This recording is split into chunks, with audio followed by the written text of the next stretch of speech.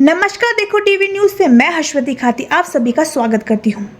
दिल्ली हुआ फिर एक बार शर्मसार, जहां एक मानसिक रूप से बीमार महिला के साथ हुआ सामूहिक बलात्कार, जिसने पूरी दिल्ली को दहला के रख दिया। जिसमें एक ऑटो वाला, एक रिक्शे वाला और एक भिखारी शामिल थे। 11 अक्टूबर 2024 सराय काले खान इलाके में रोज की तरह कबाड़ी वाला, जो पहला आरोपी था, जिसका नाम प्रमोद बताया जा रहा है, वह रोज की तरह अपनी दुकान बंद करके घर की ओर जा रहा था। वो नशे में चूर था।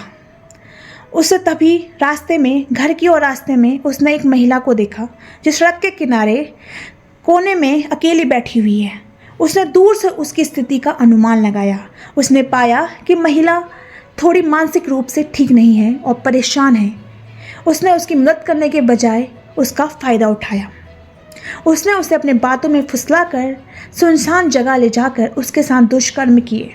उसी इलाके का भिखारी, जिसका नाम शमशूल बताया जा रहा है, जो दूसरा आरोपी है, जो विकलांग था, उसने भी उसके साथ दुष्कर्म किए और बारी बारी से उसका बदन नोच खाया। उसी रास्ते से गुजर रहा एक ऑटो ड्राइवर, जिसका नाम प्रभु मेहता था, जो तीसरा आरोपी है, उसका भी इरादा डोला। उसने भी उसकी मदद करने के बजाय उसके साथ दुष्कर्म किए। यही नहीं रुका उसने उसे ज़बरदस्ती ऑटो में बैठाया और दूसरी सुनसान जगह ले जाकर उसको मारा, पीटा और उसके साथ रेप किया। लड़की बेसुध थी, उसे होश नहीं था उसके साथ क्या हुआ। वो मानसिक रूप से ठीक भी नहीं थी और उसके अंदर इतनी हिम्मत भी नहीं थी वो लड़े इसके लिए। उसके बाद जो तीसरा आरोपी था, ऑटो रिक्शा ड्राइवर, उसने उसे ऑटो में बैठाया और उसी जगह छोड़ के आ गया और उसे छोड़ा इस तरह जैसे कोई चीज़ इस्तेमाल करके फेंक दी जाती है वैसे।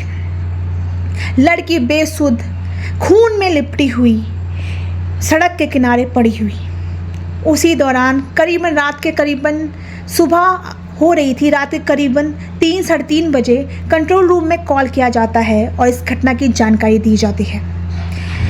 पुलिस मौके पे पहुंचती है, घटनास्थल का दौरा करती है, तो उन्हें लड़की बेसुध, खून में लिपटी हुई बुरी हालत में मिलती है। उन्हें समझ में नहीं आ रहा इसके साथ क्या हुआ था, लेकिन उन्हें इतना पता था कि लड़की के साथ दुष्कर्म हुआ है। उसके बाद तुरंत मामला दर्ज किया। सनलाइट कॉलोनी थाने में सामूहिक बलात्कार का मामला दर्ज किया गया।